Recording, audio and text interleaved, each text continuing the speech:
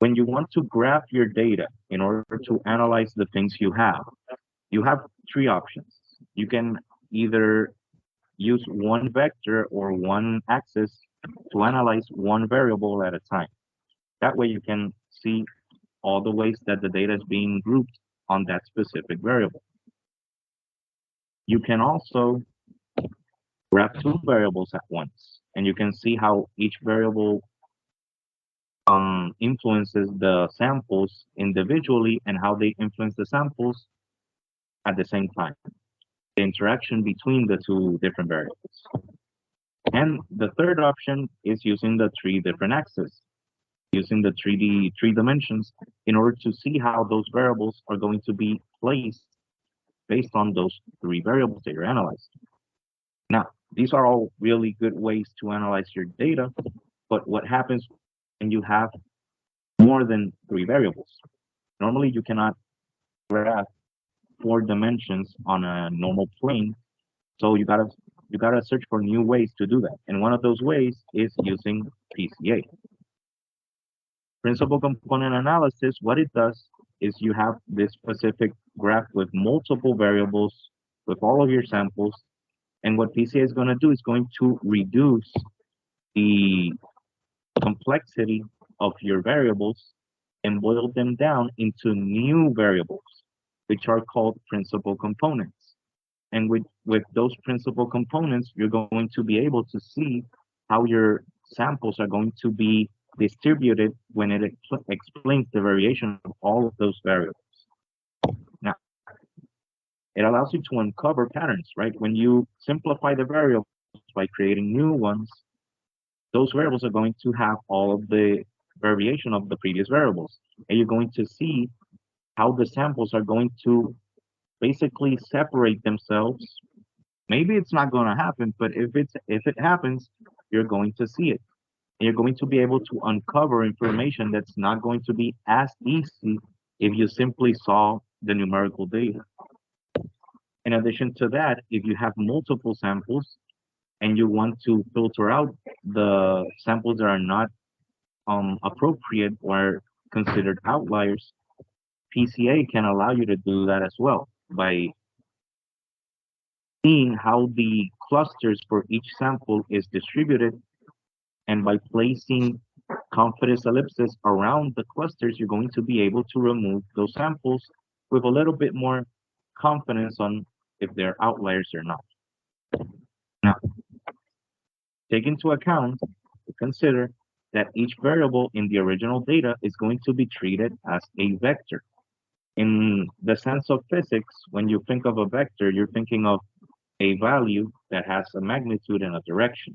It's basically represented as arrows. However, a vector is also represented as a column of data.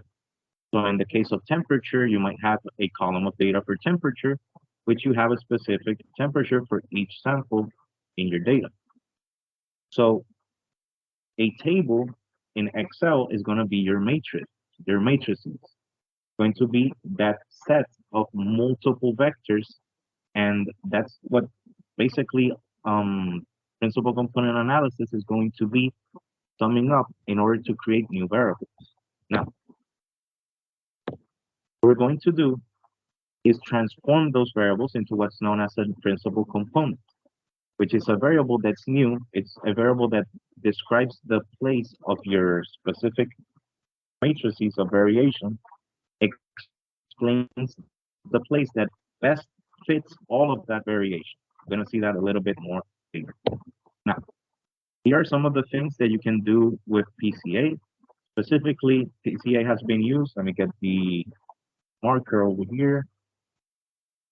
PCA has been used for pattern recognition to discriminate between commercial plastics, has been used to profile if a sample has cocaine on it, if you can differentiate different facial expressions, if you want to discriminate between live or dead bacteria by their irradiation time. That works a little bit difficult. Discriminating between menstrual blood and peripheral blood when seeing a crime scene, etc.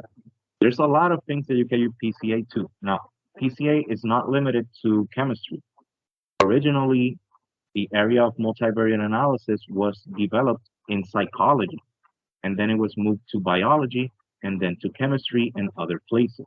So don't be limited by the fact that your data doesn't have chemical data, hence you cannot use PCA. No, you can use it as long as you have more than three variables, and there's some sort of linear, I mean, some sort of normal distribution in your data. Now, when we're talking about the mathematical part of the PCA, or principal component analysis, we usually describe the method with the following equation.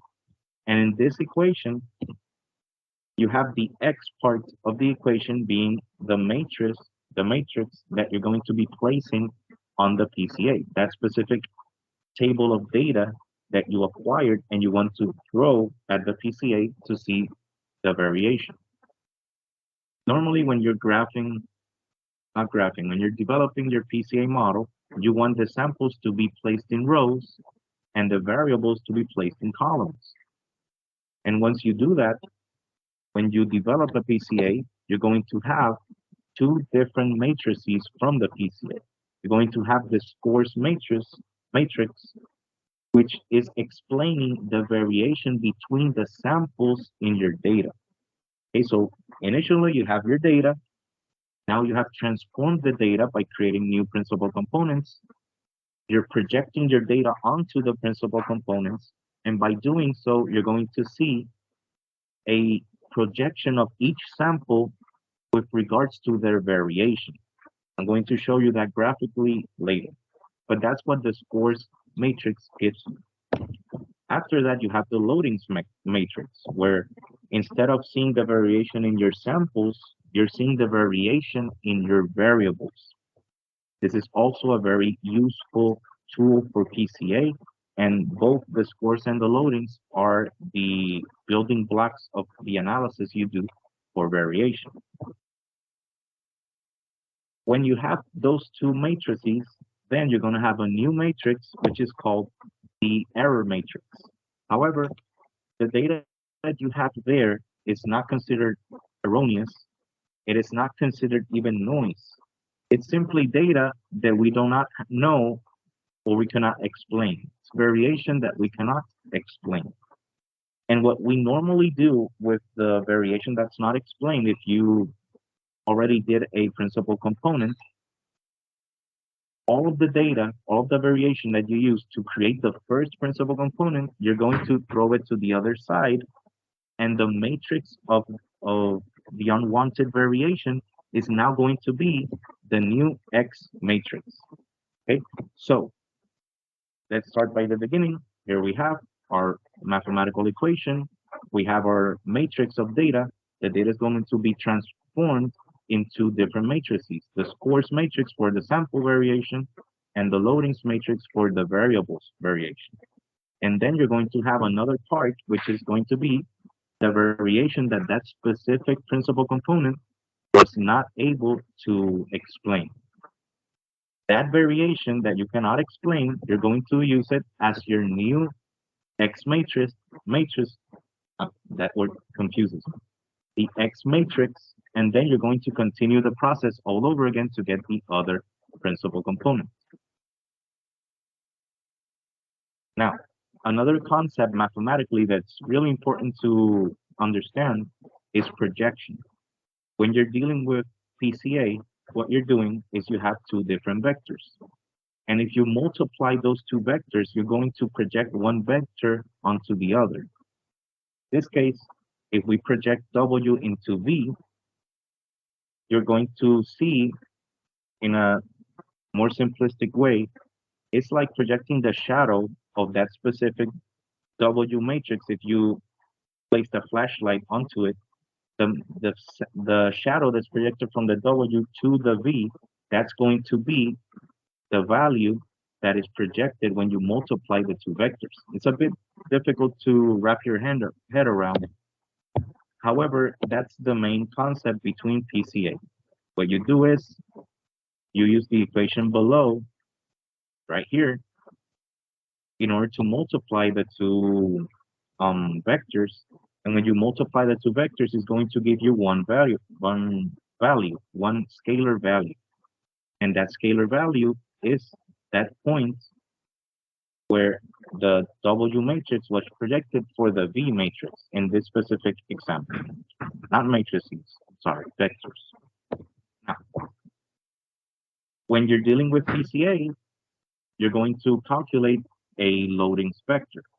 And when you project an specific vector sample from your matrix of data onto the loadings vector, you're going to have a new point, a new value. And that new value is going to be your scores. And with that scores value, you can then project the sample onto the score vector, and you'll get the error, the amount of variation that you wasn't able to explain for that specific sample. And if you do this with all the different samples for all the different components, you're going to have multiple matrices of values. And from that specific matrices of values, you're going to have the matrix of values for the unwanted variation, which is what we consider the error, quote unquote. So why do we want this error matrix? It's very useful to have it when you want to have a value that quantifies how much of the variance you were able to explain with a specific principal component. So if you have your data, right, your X matrix, and you subtract the amount of variation that you could not explain with your principal component, and then you divide that by the total amount of that matrices and multiply it by 100, you're going to have the percentage of the variation that you were able to explain using that specific principal component. And you can do that for all the other principal components. So let's say that you calculated one principal component and the percentage of explained variance is 60%.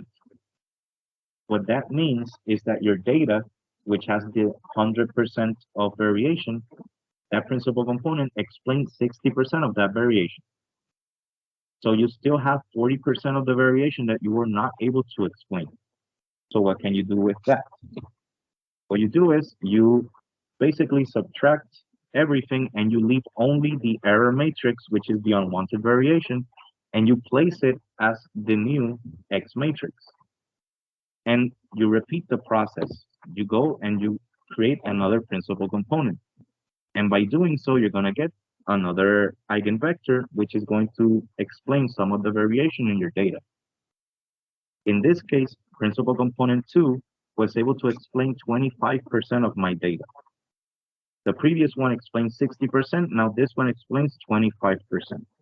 And then you can rinse and repeat the process until you calculate as much vectors as you need. Here we have 3 examples of 3 different vectors. And here we have what would result if you do this, if you calculate more than one principal component. If you have your scores vector and you calculated one component and then you have another one and another one, you're going to have new matrices. You're going to have a matrix for the scores value, which it's basically all the values for all the samples for the first component, and then all the values for all the samples for the second component, and so on. And then you do the same for the loadings. Now, what does the scores and loadings show? I already showed you what basically it means mathematically a bit, what it's doing, how do we calculate it. Now, what do we use the output for? Basically, the score shows the variation in the samples. And those values, if I create a scatter plot where I graph both PC2 versus PC1, you're going to be able to see different spots, different dots in your graph. And each dot represents a sample of your data. And if the dots are close to each other, that means that they have similar variation. And if they are not close to each other, you have variation that is not the same. It's going to be different. So this allows you to know if your samples are containing a specific amount of precision to if they are the same thing, if they are different things, etc. So it's really a really great way to explore your data. If you simply do not know what's happening, plot a PCA, develop a PCA model, plot the scores, and see if your instrument is giving you some sort of precision to it, if you can discriminate between two different samples, two different components, etc., etc. So that's what the scores is able to give you. Now, when it comes to the loadings sees the same thing, variation, but not with samples. We focus more on the variables. In the other sample, we have the samples. In this case, we have the variables. In the previous examples, we have different artifacts. Specifically to this example, we have different artifacts from different places. And here we're seeing the different concentrations of atoms on those artifacts. We're able to see that the separation that's being made on the first component is being driven by the concentration in iron, in titanium, and in calcium. Those three different elements are the things that are allowing you to separate the samples in the scores plot for the first component. And the values that go to the opposite side, the ones that are negative, are explaining the second component. So the reason why the other samples are being separated in the y-axis, the one with the second component, those are due to potassium and rubidium. So there you have a specific use for the loadings. These are two very powerful tools, and they should be used as much as you can, as long as you have the data for it. So how does PCA work in a graphical sense? You have your data is your X matrix, you have your samples in rows, you have your variables in columns, and in this case, I'm just plotting the data in 3 dimensions, and that's all the data that I have. That data, you're then going to be obtaining the covariance between each different variable. So you're going to take the covariance with X, then with Y, then with X with C, X with Y with C, X with X, Y with Y, etc., etc. You're going to have all the different permutations of covariance for your data. And by doing so, you're going to have a new matrix with the variation of your data. And from that variation, you're then going to determine a new eigenvector that explains the best or the most amount of variation on that specific covariance matrix. And those new variables, those new eigenvector that explains that variation, you're going to use those as your new axis, and then you're going to project your samples once again onto those new axes. And by doing this, you're going to be obtaining the scores and the loadings vectors, and hence the PCA data.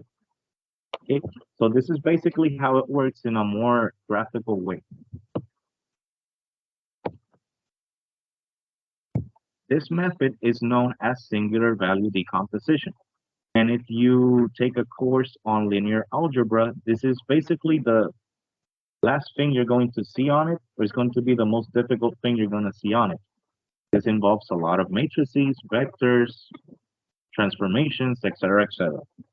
So if you want to understand this a lot more, if you want to go into that, linear algebra is a must-have for this specific topic. Now, I have discussed what is PCA, what can we do with it, what are the outputs that it gives us, specifically the scores and loadings. But in this case, I'm going to be focusing on specifically what are the inputs that you need to give the model in order to develop the model, and what are all of the outputs that the model gives you. Okay, so this is going to be a bit more on the application side. So This is a general diagram of all the things that go in a PCA model. All of the arrows that are green that are going into the PCA model, those are all the things that you need to give the model in order to develop your PCA. And all the things that have the orange arrows and they're going away from the PCA, those are the outputs that you get from the PCA. Okay? So here are all the inputs, input data, algorithm, number of PCs, weights, and cross-validation. We're going to go through each one and explain what they are. Starting with the input data is basically the table of data that you have for your specific example or work. Very important, you need to place all of the samples in rows and all the variables in columns. And if possible, have a new column that explains the class for each of the samples. Normally, when you have a lot of data, you're going to have something that's going to be a pattern between the specific samples, or you're going to be intentionally placing a pattern. You want to discriminate between two things. You want to quantify. You have the pattern of different concentrations, etc., etc. Once you have that, you can then specify the algorithm that you're going to use to calculate the principal components. The classical algorithm that we use is singular value decomposition, which is the form that I showed graphically previously. This is a good model. However, the one that I prefer is the nonlinear iterative partial least squares, which is the Naipaul's algorithm.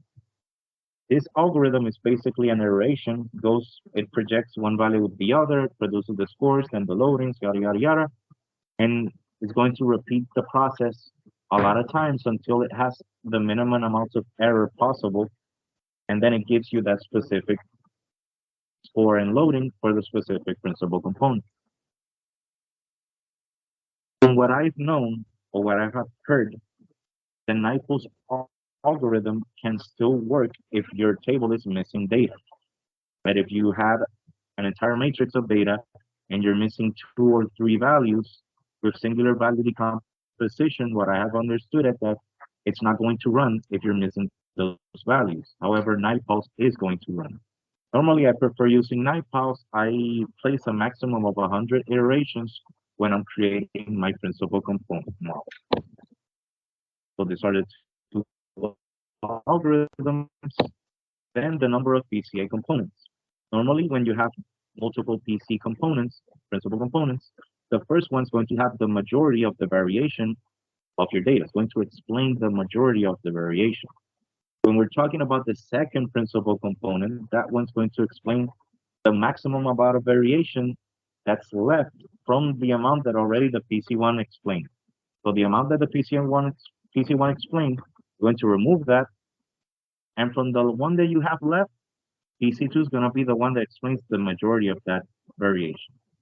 Then you remove PC1 and PC2 from what you have left. That's where you get PC3, which explains the maximum of that specific amount, and you rinse and repeat until you go through all the different principal components. Here's a graphical representation of that, all the different components together. Now, there are two different types of weights that you can include to your PCA model in order to optimize the results. The first one is mean centering.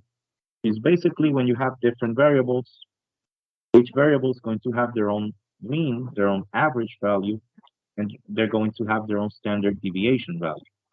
I'm representing here the mean as the line between the bars. Each bar is a variable in this case. The line in the middle is the mean. And the amount of area of that specific square or rectangle in this case, above and below, that's the standard deviation of that specific variable. Now, if you mean center the data, what we mean is that you're going to calculate the average for the data, and you're going to subtract the average. And if you do that, when you calculate the average again, since you subtracted the average is going to be 0. All of the different variables are going to have the same mean, the same average. They're going to have different standard deviations, but they're going to have the same mean. Normally, this is a must-have when you're dealing with PCA, because for PCA and multivariate analysis in general, variation means information. You want to see things vary because that's going to tell you if you can discriminate things, if you can analyze it deeper, the patterns, etc., etc. You want to see deviations between the different samples. So removing the things that is common for all those variables is going to be a natural thing if you want to analyze variance. That's why we subtract the variable of average, and that's why we do mean centering. Also, when you do mean centering, and then you use the scores plot, the center, the origin, where you have 0, comma 0, that specific area, that point, that specific point is going to be the multivariate average of all of your samples. So if your samples are close to the origin, what it means is that they have things in common with all the other samples. And if they're really far away from the origin, it means that they have variation that's really different from the overall samples. But this is only valid if you use mean centering. If you do not use mean centering, you're going to have that specific average on another random point. So it's very important that you use mean centering. Another thing that you can use is to normalize the standard deviation to 1 for all the different variables. This is called scaling or auto scale. Auto scale is when you do mean centering and then you scale.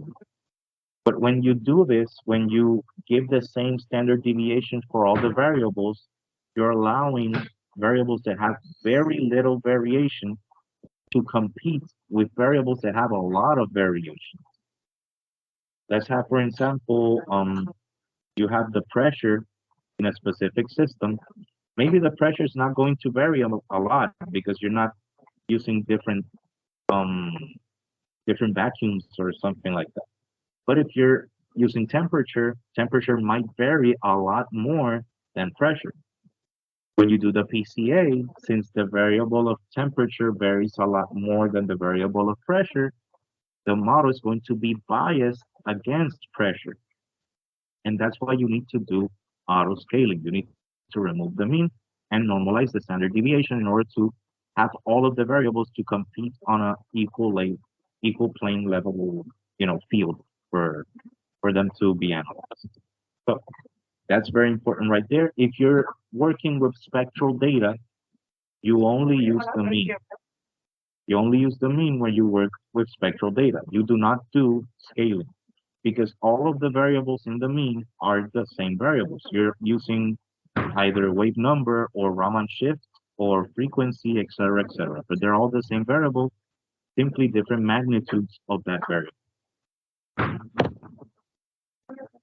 The other thing that you need in order to produce your PCA model is cross-validation. And cross-validation is basically a validation that you do, meaning a validation being that you have other samples that are not part of your model, and you're using them to test if your model is working or not. That's what a validation does. For cross-validation, you're not using samples that are away from your model, that are not from your model.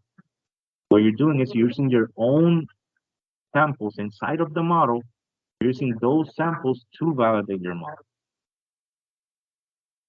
So it sounds a bit tricky, but it's basically like a workaround for when you do not have that specific data. Now, there are different types of cross-validations. One of the different types is that you have a specific amount of samples, and you're going to take a specific amount of that whole set, and you're going to use it as the amount that's going to be validated. And the rest of the samples are going to be used to validate that value, to predict that value. That would be the first iteration. Then you do the same for the second value. The second value, you then use that one as validation, and you use the rest to predict that value. Okay? You go on that onward until you go through all the different samples, and then you're going to have the average as the performance of your specific model. And this is what is called as a leaving one out cross-validation. It means leaving one out because you're leaving one sample out in order to validate your model. And you do that across all of your samples. This is the one that's normally used the most, but you can also use a random cross-validation where you divide the sample in a specific amount of segments. Normally what we use is 20. So you have a lot of samples, you want to separate on 20 equal parts. You get one part, you remove it from the samples, and that's the one that you want to validate.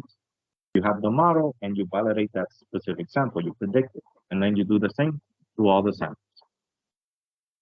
Which one is better? Normally, I would think that leaving one out cross-validation is better because you go through a lot more samples. However, if you use the random model, it's going to take a lot less time than using leaving one out. Which, if you have 20 samples, leaving one out is basically the default. It's better to use that one. But if you have 1,000 samples, it's better to divide them in 20 segments and then validate your data. Okay, so those are basically all of the inputs that you need for your PCA. Normally, you're going to place your samples in rows, variables in columns. You're going to have a specific number of PCs, principal components that you want to calculate. Normally, I have 7. The algorithm I use is NiceHouse. Cross-validation is going to be leaving one out if you have 20 samples or less. If you have more samples, you're going to be using random. The weight, you simply use mean centering if you're using spectral data. If you use other types of data where you have variables with different weights, then you're going to be using auto-scaling. Now, let's talk about the outputs. For the outputs, you have the scores, the loadings, and the explained variance. Once again, the scores explains the variation on your samples. In this specific example, I have 3 different levels of concentration for the samples that are there. And you can see that by placing different confidence ellipses on the specific clusters, I can see that the clusters are having a lot of difficulty to discriminate between the concentrations. Ideally, you want to see the clusters as this. You want to see this one over here, you want to see this one over here, and you want to see the other one over here. But they are overlapping. And the overlapping tells me that the model has difficulty discriminating between certain ranges in concentration. So this is one specific use that you can have for your data when you're analyzing with PCA. Each different shape of dots represents another different class. Now, PCA can also be used to detect outliers. When we're talking about outliers, if you see the confidence ellipse for the blue samples from 0 to 10%, we have values that are outside of the ellipses. Those values can be interpreted as being outliers for that specific group. It can help you also to detect patterns and groupings. We saw that the samples are being grouped by the different ranges in concentration. However, the model is having a lot of difficulty discriminating from those different concentrations. After that, you have your loadings. Your loadings, you can also graph them similar to how you graph your scores data by doing a scattering plot. If you do the scatter plot, the center is going to be the place where all the variation, same way as the scores, all the common variation is going to be placed. So if variables are really close to the center, it means that the variation of those variables are really similar between the overall variables. And they're really far apart, then those variables are not going to be very similar. Each point represents a variable in this case, and if the variables are close to each other, they have similar variation. If they are far apart, they have different variation. That's going to tell you a lot about your samples. Next, we have our explained variance. And the explained variance is basically the performance for each of the components in your PCA model. For the first component, in this case, PC1, you have a percentage that's basically around, let's say, 90%.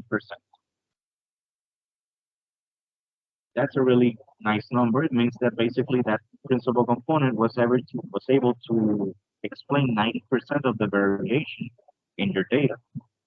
Now, in addition to seeing the percentage that was obtained for that specific model, you can see that specific percentage be compared with the cross-validation results that were obtained previously by the specified method of validation.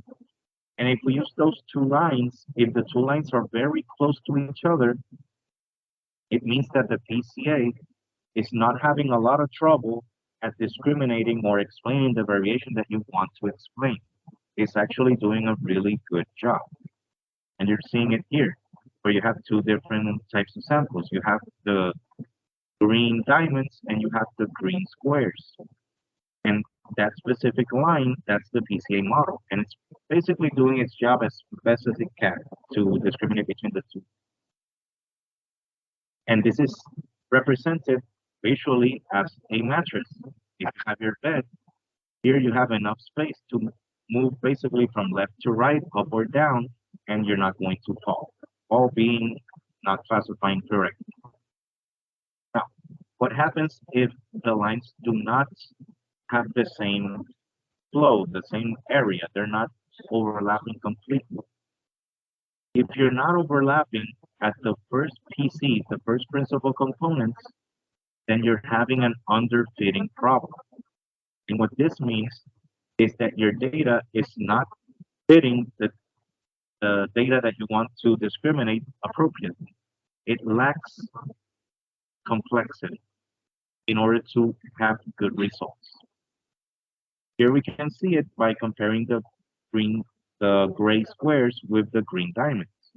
You can see that if we place a linear, a line, basically, you place a line between the two different samples, it's a lot harder to discriminate one from the other. You're going to have more errors on the discrimination. And this is graphically seen as having only half of your bed. If you move to the other side, you're going to fall out of your bed, so it's not going to do much. It's basically, it needs more complexity, in this case, more room when it comes to the bed. Now, let's say that the amount of lack of overlapping between the cross-validation and the model line is now when you have too much of the variation being explained, when you're going to the other side of the principal components. So let's say that this is the first one, the second, the third, fourth, fifth. This is the sixth principal component. What this means is that if you use the sixth principal component, your data is extremely, extremely specific.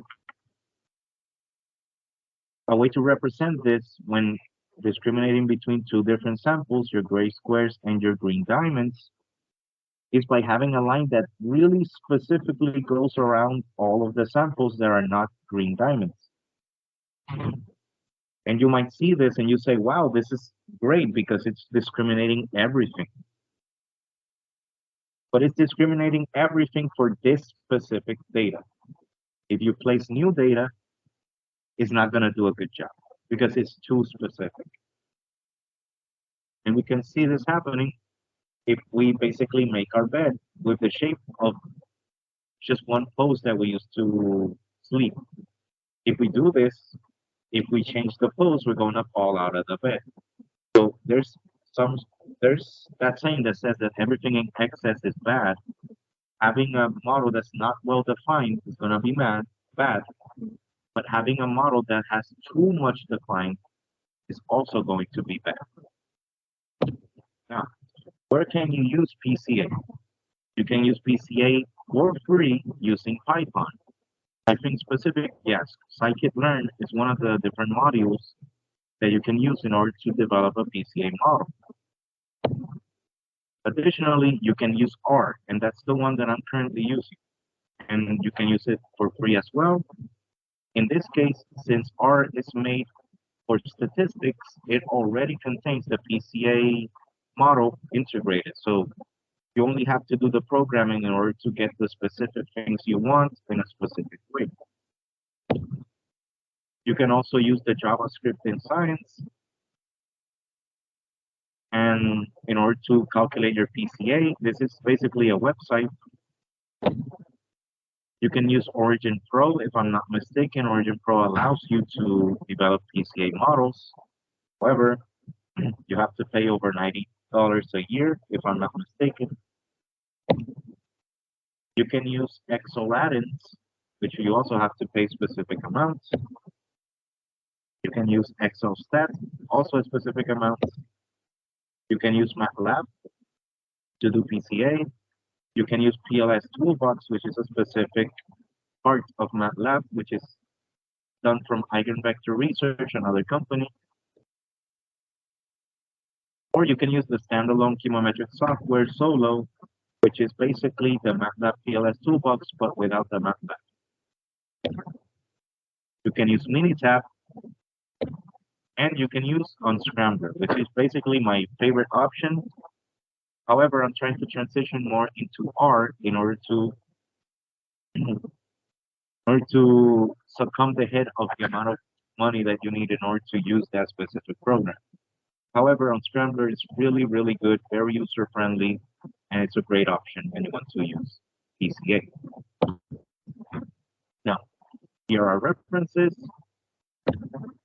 here are the programs, and this is the end of the presentation. Thank you all for watching and for hearing me.